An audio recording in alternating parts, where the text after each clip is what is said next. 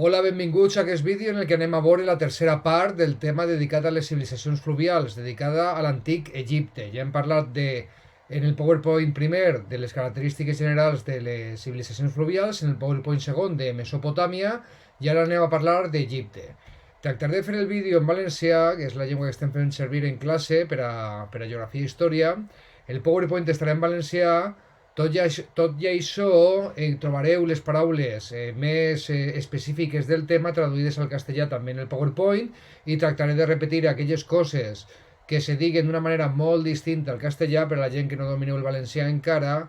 Tractaré de repetirles en castellà, però tractaré de fer-lo lo menys possible.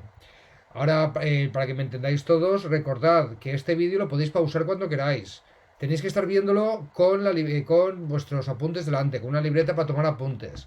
No tanto para tomar apuntes de lo que yo diga, que también, ¿vale? De lo que es el contenido del tema, sino también preguntas que tengáis. Si estuviéramos en clase, estaríais tomando notas para que cuando yo diga, venga, preguntas, hacerlas. Pues igual, estáis viendo este vídeo en casa, es como una clase que damos en casa, mucho más corta de lo que va a durar una clase normal, que sería de 55 minutos si estuviéramos en el INSTI. Pero por favor, tomad nota de las preguntas y las dudas que las tengáis, porque estaré encantado de resolverlas el próximo día en clase. Comenzamos. Tenemos nuestra portada, del Antiguo Egipto. Creo que es una de las estampas más famosas de Egipto, ¿no? Es una de las estampas más famosas de Egipto. Tenim l'Esfinx, tenim les piràmids, i són una mostra dels monuments i del poder que va alcançar aquesta civilització. Per a posar a molta gent d'acord, un governant ha de tindre molt de poder, i per a construir obres tan grans cal posar a molta gent d'acord. De fet, obres tan grans encara les diem faraòniques, precisament com es deien els reis i reines d'Egipte, no? Faraons i faraones, perquè és una obra que costa molt de fer i cal posar a molta gent d'acord. I això ens demostra que Egipte era una civilització avançada. Si vos posa això, que és l'escriptura més famosa d'Egipte, tenien tres, però aquesta és la més famosa, és l'escultura jeroglífica, no? Que amb dibuixos estan expressant idees, conceptes o inclús, si veieu així, la part aquesta que està rodejada per un òval, això vol dir que és el nom d'un rei, d'una reina o d'un governant o d'una persona important. Com hem pogut adivinar la història d'Egipte? Perquè aquesta escriptura cal saber què està posant, cal conèixer aquest idioma per a saber què estan dient. Doncs l'hem aconseguida gràcies a això, a la pedra de Rosetta. És una pedra que ens dona el coneixement, que es va trobar que té el mateix text en egipci jeroglífic, en egipci demòtic, que era el que més bé parlava la gent del comú, la gent del poble, i també en grec antic. Bé, el que passa, això segurament, això és una llei, un escrit que el faraó, el governant d'Egipte, estava molt interessat en que la coneguera tota la gent. Per això l'escrivia en la llengua culta dels nobles, de la gent del palau, dels governants, en la llengua egípcia de la gent del poble, i en la llengua grega, perquè la darrera dinastia de faraons tenia els seus orígens en Grècia. No coneixíem l'egipci, no coneixien l'idioma egipci, ens havien arribat els dibuixos però no sabien traduir-los, llegir-los com si fos escriptura, però sí que coneixíem el grec antic, això estava molt documentat i sí que sabien traduir-lo. Gràcies a que es va trobar, es va descobrir en un jaciment arqueològic la pedra de Rosetta, van poder, a partir de l'escriptura en grec, saber què deia l'egípcia, i ahí van poder començar a desxifrar la història de l'antic Egipte. Vaig a contar-vos-la una miqueta, però només el més important. Ahí teniu el que és l'escriptura de jeroglífics, l'escriptura demòtica, que és més semblant a l'escriptura nostra actual, i la del grec, no? La del grec que sí que es podia llegir perfectament, que sí que la tenien documentadíssima. Bé, ahí teniu l'interior d'una tomba de la càmera de Tutankamon, que no va ser un faraó molt important quan governava, no va governar molts anys, però és molt important en la història perquè és de les poques tombes d'un faraó que es van trobar intactes, amb tots els jeroglífics, com veieu, que contaven la història d'aquest faraó, de tota la seva vida i tots els seus tresors. Les tombes, amb el temps, van estar saquejades, ¿no? O sea que las tumbas con el tiempo fueron saqueadas, fueron robadas por ladrones de tumbas que querían robar todos los tesoros que contenían las tumbas egipcias. Ahora veremos por qué les enterraban con tantos tesoros. Pero la de Tutankamón es de las pocas que nos llegaron a nuestros días intactas, y nos dio mucho conocimiento. Y ahí tenían jeroglíficos contando la historia de Tutankamón, ¿no? Bé. Egipte. De què estem parlant quan parlem de l'antic Egipte? Així en el mapa teniu el riu Nil, no? Un dels rius més grans del món. I ja hem parlat que tot i encara que està enmig d'un desert, les aigües del Nil fan que les terres del voltant siguin molt fèrtils, es pugui cultivar molt. I ahí és precisament a la vora dels rius on van floreixen les primeres civilitzacions. Tenim una civilització que la construeixes al voltant del Nil, tens dos barreres naturals que impedeixen que te invadeixen els enemics, ¿no? Son dos barreras que impiden que te invadan los enemigos fácilmente. Una barrera es la mar Mediterránea, ja te calen vaixells, ja hacen falta barcos per invadir, i l'altre és el desert, ¿no? El desert del Sahara i el desert oriental, que estan a ambdós costats del Nil. O sea, es un país que es fácil construir una civilización, entre otras cosas, porque si te hacen falta murallas para proteger tu ciudad, pues para proteger todo este país tienes una muralla inmensa que se llama desierto, que para atravesarla con un ejército es complicado. ¿Vale? El riu Nil té les terres molt fèrtils, té una temporada de pluges que van del mes de juny al mes de setembre en el curs alt, no? En la part propera al naixement. Quan l'aigua... aquestes pluges fan que la resta del riu tinga una crescuda d'aigües, com hem vist, que fa que es desbordi. Quan ese desbordament es retira, cuando las aguas de la crecida se retiran, doncs tenim unes terres de color negre plenes de fang que són molt fèrtils, que permeteixen que creixi l'agricultura a un nivell desconegut en altres parts del món en aquesta part de la història. Anem a parlar una miqueta de la història d'Egipte, no? Del context històric. L'origen són poblats neolítics que aproximadament al voltant del quart mil·lenni abans de Crist s'instal·len a prop del Nil. Val? Van construir obres hidràuliques com canals i dics que hem vist en la primera diapositiva per a canalitzar l'aigua. I van créixer, aquests poblats van créixer i es van transformar en ciutats que podien acollir a molta gent per a viure perquè l'agricultura de les terres del Nil i permetia tindre molta producció de menjar per a que alimentara la gent. En aquesta època neolítica hi tenien dos regnes en el curs del Nil. L'Alt Egipte, que el símbol del governant era aquesta corona blanca que tenim així a la dreta, i el Baix Egipte, a prop de la mar, ja de la desembocadora, que el símbol era aquesta corona roja. Després van tindre, que coneixem la història per esteles i per papirs i per hieroglifis que hem trobat, de que un rei que li deien Menes, encara que algunes fonts també l'anomenen Narmer, doncs aquest Menes o Narmer, unifica amb dos regnes, l'Alt i el Baix Egipte. Al voltant de l'any 3100 abans de Crist, més o menys, és quan va ocórrer. Així teniu una estela que representa a Narmer, que està en el Museu Britànic. El Museu Britànic està ple d'objectes i restos arqueològics d'Egipte perquè va ser un lloc, una zona que va estar sota control britànic durant molts anys en el segle XVIII, ¿vale? Principis del XX, i ahí hi ha molts tresors que es van portar d'Egipte al Regne Unit i en el Museu Britànic de Londres els podeu veure, tot i encara que Egipte els està reclamant. El Narmer va unificar amb dos regnes i va unificar les corones. Com veieu, aquesta corona que portaran els faraons i les faraones de Narmer endavant unifica les antigues dos corones de l'Egipte històric. Bé, la història d'Egipte la podem dividir en diverses etapes, ahí les teniu. L'època tinita, que va del 3100 abans de Crist a 2600, és l'època de Narmer, en la que unifica Egipte per primera vegada i que es diu Tinita perquè la capital està en la ciutat de Tinit. Després, a partir del 2500, comença el que anomenem Imperi Antic, que la capital es trasllada a la ciutat de Memphis, i és l'època en la que es construeixen les piràmides més famoses, les de Keops, Khefren i Miseri, que estan juntes, no? Després ve una època de crisi, en donde no tenim constància de que hi hagi un gran rei o reina o faraó o faraona que unifique tot Egipte, que dura fins a l'any 2050. Després arriben noves dinasties de faraons que sí que tenen molt poder, l'anomenen l'Imperi Mitjà, al voltant del 2050, que traslladen la capital a la ciutat de Tebes. És una època de gran expansió territorial perquè conquereixen moltes ciutats i territoris del voltant, no? Núbia al sud, Líbia a l'oest, Síria a l'est, etc. L'Imperi Mitjà s'acaba quan un poble de fora d'Egipte, que es diuen els Hyksos, invadeix Egipte. la qual cosa dona lloc a altra època de crisi que dura fins a l'any, com veieu en la diapositiva, 1580 abans de Crist.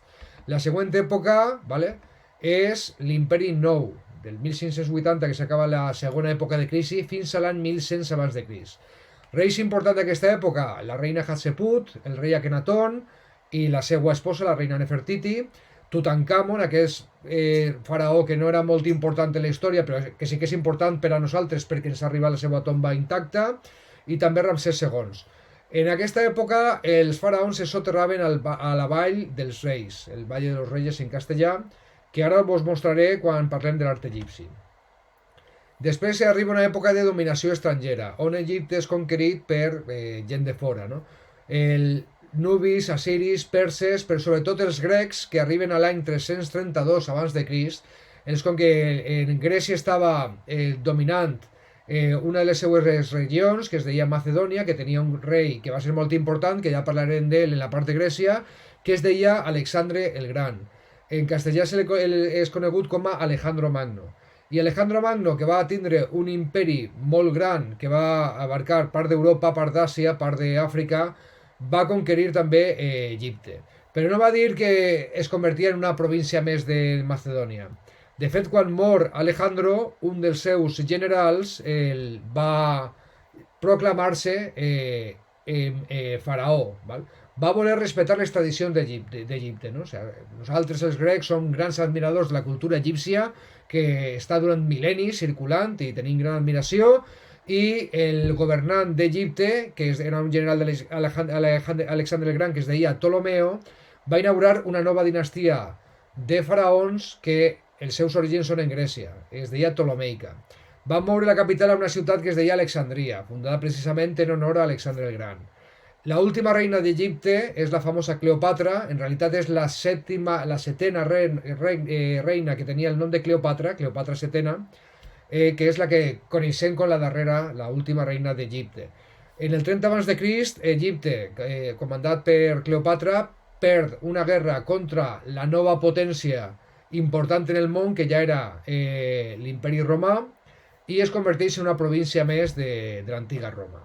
I ahí acaba la història de l'Egipte antic. Continuarà existint el territori d'Egipte, primer com una província romana, després com a parts de diversos imperis, l'islàmic, el persa, etc., fins a arribar a un país que existeix en el mateix territori avui que es diu Egipte també, no? Però que ja no és l'Egipte antic. Bé, fins així la història del context històric d'Egipte. Ja sabem que en aquestes societats piramidals, val? Amb poca gent dalt i molta gent baix, que tenim les societats, les civilitzacions feudals, al top tindríem el faraó, o faraona seria una dona, que és considerat un déu, una divinitat. El faraón es considerado un dios. O sea, no solamente es que sea el líder político, el rey, el líder religioso, el sumo sacerdote, contacto con los dioses egipcios, ahora hablaremos de esos, sino que además el propio faraón se considera un dios dentro de la religión egipcia. Tenemos muchos dioses, Ra, Horus, Anubis, pero también el faraón de turno serà considerat un dios. Per això es construeixen temples, estàtues i pintures en honor del faraó com un déu més de la seva religió. Té tot el poder religiós i polític, viuen en palaus amb molts d'esclaus i persones en la cort, el càrrec és hereditari, és a dir, passa de pares a fills o de mares a filles, ¿vale? Però les dones, lo normal és que, lo habitual és que passe d'un pare a un fill varó. Les dones són faraones en períodes excepcionals, com el cas de Hatshepsut, ¿vale? I hi ha casos d'esposes del faraó que no haurien de tenir un poder real, però que sí participen activament en el govern si el marit està d'acord. És el cas de la reina Nefertiti, que va governar amb el seu marit Akhenaton, que tots dos tenien un matrimoni bastant igualitari i compartien el govern. Aquí se tiene una piràmide de la societat egípcia que és més semblant a la que hem vist general de les societats fluvials. Després del faraó estarien els funcionaris, que són els privilegiats, que ajuden al faraó a governar. Els visirs són els ministres, els nobles serien els governadors de província, la família de l'emperador, que ha d'haver impostos, fan complir les ordres de l'emperador. Tenim els sacerdots, els líders religiosos, els escribes, que tenien gran prestigi perquè sabien escriure, en jeroglífic, en domòtic, etc. i també els líders militars i de l'exèrcit. Aquests que dic que estem en aquesta diapositiva són els grups de privilegiats. En els grups de no privilegiats tindríem els camperols, en castellà campesinos i campesines, que treballen les terres que són propietat dels nobles i del faraó. A canvi de la seva feina rebren una part de la collita per a que la seva família pugui menjar. O sea que les pagan, a cambio de su trabajo recibe una parte de la cosecha para que su familia pueda comer, ¿vale?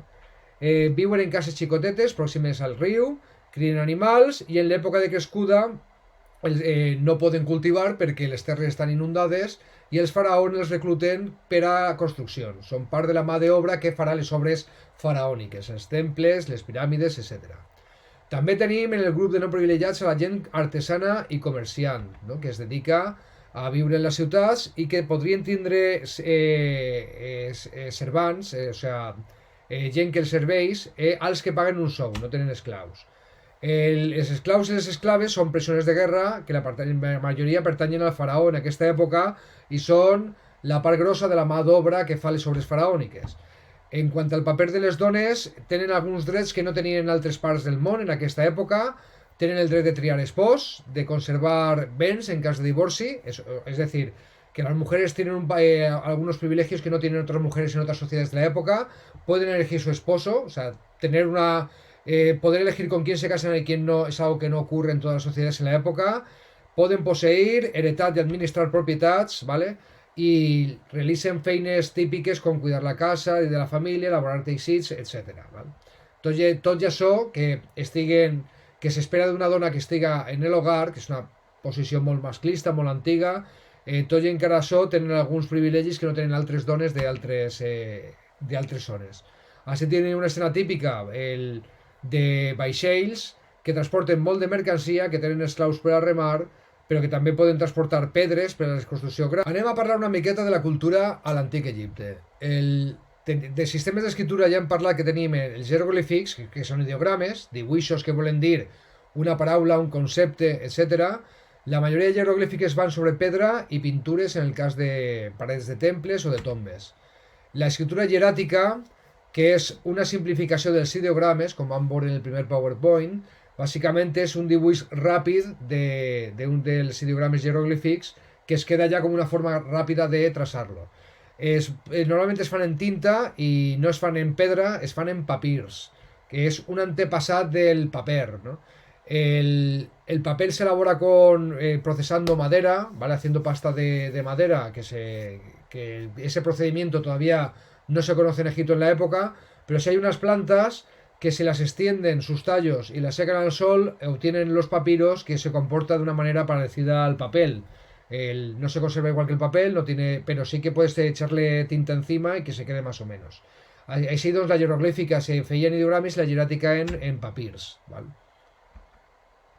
I després tenim la domòtica, que era un jeràtic simplificat, que era el que feia servir la gent del comú. Era com parlava i escrivia la gent comerciant, no privilegiada, etc. Els jeroglífics i la jeràtica queda més bé per a escribes i per a gent de la cort del faraó. En ciències, científics, matemàtics i astrònoms d'Egipte van fer alguns descobriments que encara perduren. No? Van poder predir les pujades del Nil. Per exemple, quan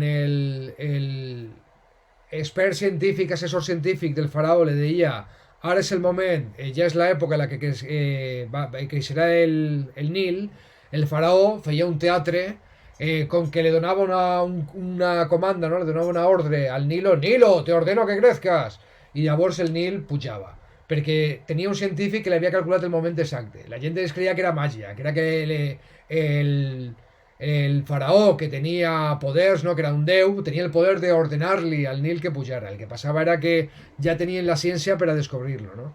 De forma que tenen tècniques també per augmentar la producció agrícola.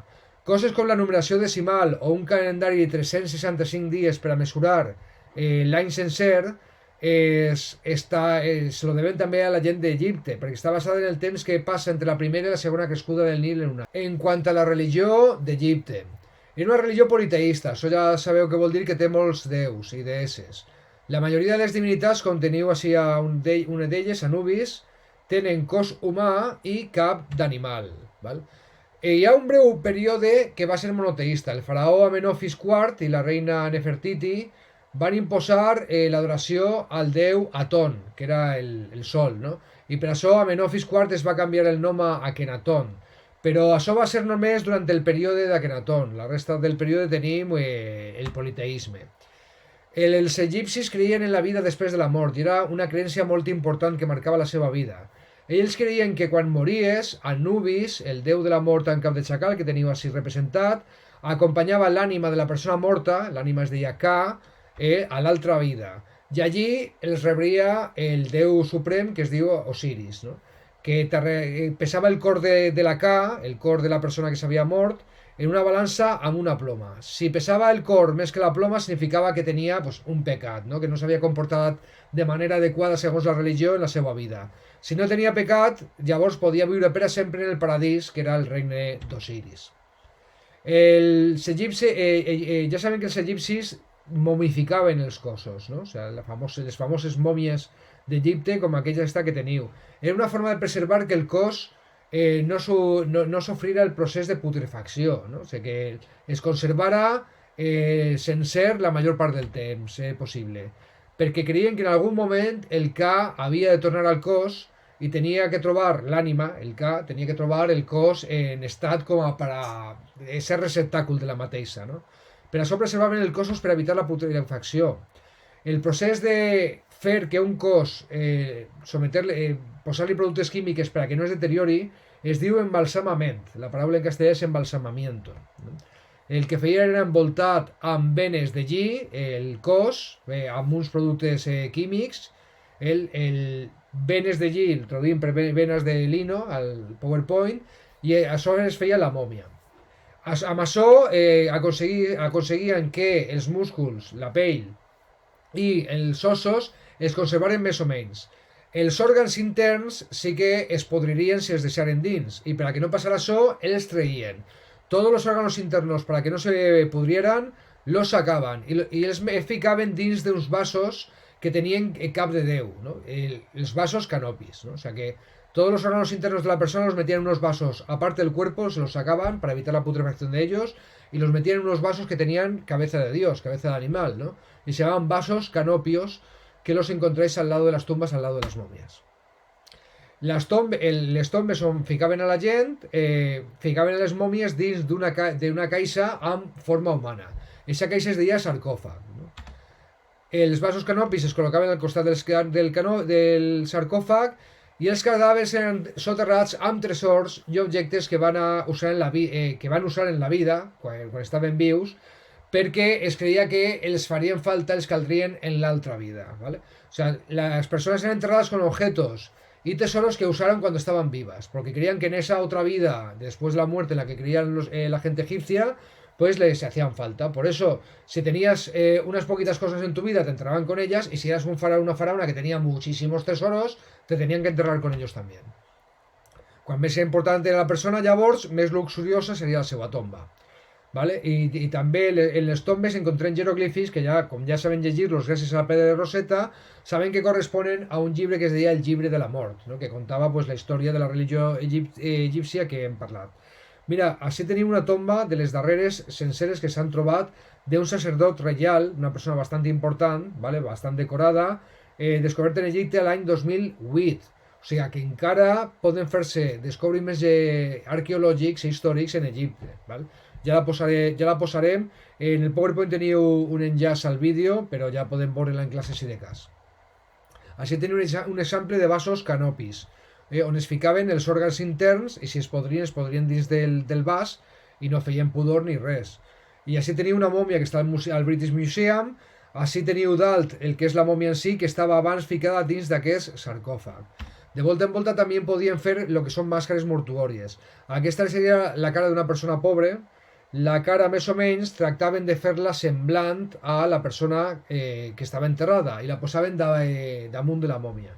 Vale, como la momia estaba vendada con esas vendas de lino y era difícil de reconocerla, por eso le ponían una máscara hecha o de madera pintada o de barro pintado con una representación de lo que era la cara de la persona y la ponían encima de la momia. Així teniu un sarcòfag, ¿vale? Aquesta primera tapa seria el que és la tapa del sarcòfag, que ja intenta representar la persona que està dins, i aquesta seria una altra màscara mortuòria addicional que es posava damunt de la mòmia.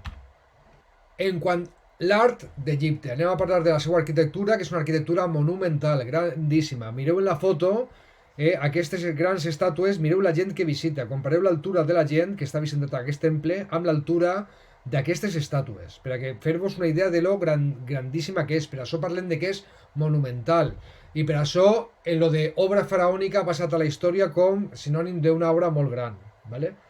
Característiques de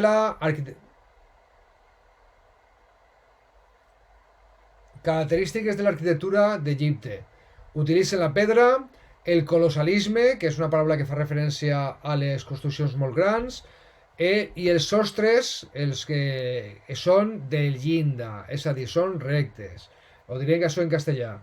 Los techos son rectos, no tienen cúpula, no están curvados, ¿vale? Son techos rectos, lo que se llaman adintelados. Els tipus d'edifici que anem a estudiar són els temples i les tombes, no? Els temples estan dedicats cadascun a un déu o a diversos déus. Només els sacerdots i els faraons poden entrar dins dels temples, la gent podia anar fora a parlar amb els sacerdots i demanar-li que entrassin ells a parlar amb el déu en el seu nom, no? Però ells no podien entrar. Hi ha dos tipus de temple, un són els exentes, que són temples que són un edifici sencer que pots rodejar, i altres que estan excavats dins d'una roca. Exemples de l'exente, el temple de Karnak i de Luxor, ara us poso fotos, i els temples espeu o excavat a la roca, com el d'Abu Simbel, doncs ara el vereu. Així tenim un exemple de temple, el temple de Luxor, que és un edifici que pots rodejar, és un temple exente, no? Grandíssim, grandiloquent. Així teniu els restos que es poden visitar encara avui al país d'Egipte, i una reconstrucció de com serien per dins, amb aquestes columnes que tenen diverses formes, no? Això és el temple d'Abu Simbel, el més famós dels excavats dins de la roca. Vale? Com veieu, allà està la porta d'entrada, amb 4 estàtues del faraó Ramsès II. Si voleu saber què ha passat amb l'estàtua d'aquesta, s'ha deteriorat amb el temps, això és el que passa en la vida real. Però hi ha una història més curiosa encara, que es narra a un dels treballs voluntaris que vos posa per aquesta unitat. És un còmic que es diu Papyrus, on surt una història màgica contant què podia passar amb l'estàtua d'Isa. El temple d'Abu Simbel, per cert, s'arriba en vaixell a visitar-lo, se llega en barco a visitar-lo, perquè es va construir una presa, la presa d'Assuan, que necessitava el país modern d'Egipte per a la seva agricultura, i per a poder salvar la seva agricultura calia inundar la zona on estava Abu Simbel. El que van fer molts països per a que no es perdera va ser traslladar pedra a pedra el temple, ficar-lo damunt de les aigües del pantà, de la presa d'Assuan, per a que es podia conservar. I allà està traslladat i encara visitable amb tota la seva façana i la part que excavada a la roca que s'interna dins. És a dir, les estàncies sagrades del temple, en el cas el de Luxor, estaven dins d'aquest edifici, i en el cas d'Abu Simbel estaven dins de la roca.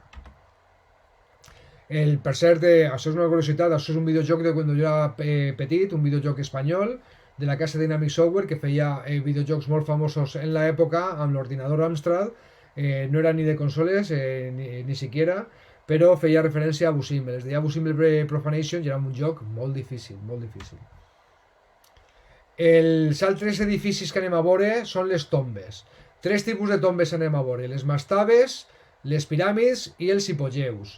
La mastaba en un edifici rectangular, ara us posaré fotos, amb parets inclinades en forma de trapezi i d'una sola planta. Les piràmides, que són les més conegudes, podien ser esglaonades amb graons, podien ser escalonades, ¿vale? Con escalones, o podien ser las clásicas, que son estas triangulares. Por cierto, ahora las veis con ladrillo por fuera, pero antes estaban recubiertas de mármol. Todavía queda aquí algo de esa decoración. Si la vista de les piràmides, quan estaven ben construïdes i no les havien saquejades, eren de marbre blanc, val? Era molta riquesa. El que passa és que quasi totes aquestes tombes al llarg dels mil·lennis i dels anys han estat saquejades i han estat robades. El soterrament de les tombes d'Hipogeu estaven excavades a la roca precisament per evitar els saquejadors, val? Anem a veure exemples. Així tenim una mastaba, com veieu, forma de trapezi, d'un triangle tallat, en el que teniu l'estància que es pot accedir des del nivell de terra, però hi teniu un pozo, amb la tomba de veritat. Val? El pou, a més, quan es tancava la tomba, es sejava amb pedres. Era un pou segat, val? Per evitar els saquejadors. Tot i encara han estat saquejades algunes, no? Però les riqueses i els tresors estaven així baix en aquesta càmera subterrània a la que es podia accedir per un pou que si l'omplies de pedres doncs era més difícil, no? Això és la mastaba. Les piràmides clàssiques, ahí teniu una esglaonada, una escalonada, que tenia també l'accés per una cambra secreta a la part subterrània. I si veieu, val, aquesta és la piràmide de Zoser, que és l'exemple d'escalonada, que com veieu, Zose quan la van projectar va dir la meva piràmide sembla massa petita, no me val, jo vull una més gran perquè jo soc un faraó molt gran. I van tindre que aprofitar la ja construïda i fer-li al costat altra paret per a que l'aspecte per fora encara més gran. Això ens parla també de l'ego dels faraons, no? La piràmide clàssica, la que coneixeu en forma de lo que anomenem piràmide, en realitat per dins té aquests passadissos i aquestes càmeres que arriben a la tomba. Estan plenes de trampes per a tractar de que siga més difícil que els saquejadors hi accedeixen, no? Però no tens una gran càmera amb la piràmide del sol al sostre que pots veure la... No. El que tens són càmeres i passadissos que t'arriben a la càmera, però la majoria de la piràmide està tancada, no? És massissa. I així teniu l'altre tipus de soterrament, que era el de l'hipogeu. Això és la Vall dels Reis, la que en un dels períodes que hem estudiat serveix de joc per enterrar els faraons de les faraones, és més difícil, és més fàcil de guardar, més fàcil, per tant, d'impedir l'entrada a saquejadors, i s'ha conservat força bé. Al estar de baix de la terra, no l'ha donat el sol, no han entrat tants saquejadors, i hem pogut conservar pintures amb jeroglífics que es conten històries, i d'ahir hem pogut treure molt de la història de l'antic Egipte. Ahí podeu visitar la Vall dels Reis, si voleu també, si viatgeu a Egipte.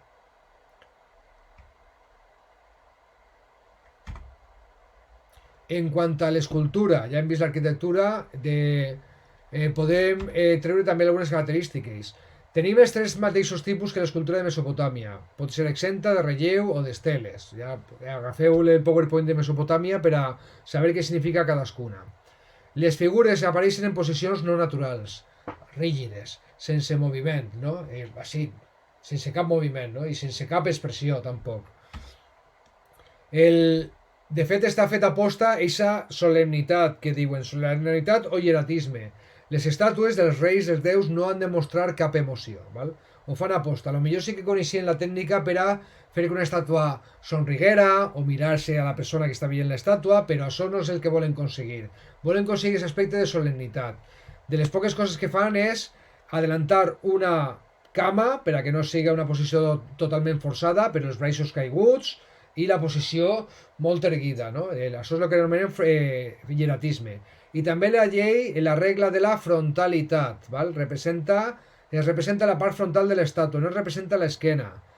Tu pots rodejar les estàtues, però si vas per darrere no veuràs res. És una estàtua esculpida i feta per a ser mirada de front i no més de front, no per l'esquena. En quant a la pintura, les seues característiques o lleis, lo de llei en l'art és com anomenem una de les regles que segueix un art, no? S'utilitzen per a decorar temples, tombes, palaus, els colors que es fan servir són plans, no tenim, si tenim negre tenim només negre, si tenim blanc tenim només blanc, no tenim matisos, si tenim aquest color que imita el color de la carn de la gent d'Egipte, és el mateix color per a el colze, per a tot el braç, no hi ha llums, no hi ha ombres, són colors plans, no? També respecta el que anomenen el cànon de perfil. Això vol dir, si vos fixeu en l'exemple, que totes les extremitats i la cara es dibuixen de perfil, mirant cap a un costat, però l'ull no es dibuixa mirant al perfil. El tronc i l'ull es dibuixen mirant al front, a la persona que està mirant la pintura. La posició no és natural, però és que no volen aconseguir una posició natural, volen aconseguir una posició com divina, sobrenatural, no? Per això fan que els braços i el cap estiga de perfil mirant d'un costat, però el tronc i l'ull mira de front. Bé, ha llegat el moment de contestar les nostres preguntes de control. Val? Van a continuació, en la diapositiva a continuació, contesta-les a la llibreta perquè preguntarem en classe si les heu trobades i també posarem positiu a la gent que ho faci.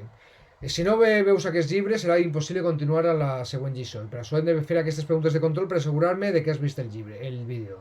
Si has vist el vídeo són molt senzilles de contestar. I així teniu les preguntes. Estan en valencià però les traduïs també al castellà. ¿Per qué para anar a Abu Simbel has de agafar un vaixell hoy en día?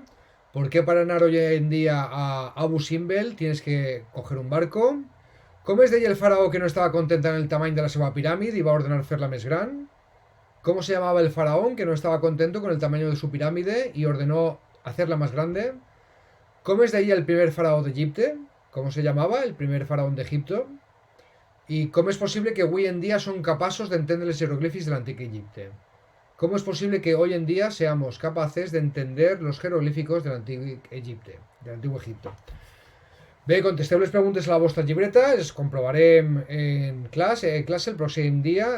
I com que això és un vídeo que podeu rebobinar-me, en classe no podem, val? Pues podeu anar enrere, si vos cal, per a prendre apunts, per a resoldre qualsevol dubte, i si teniu dubtes, apunteu-les a la llibreta i me les feu arribar en classe el pròxim dia. Moltes gràcies. Espero que vos hagi agradat. Adeu.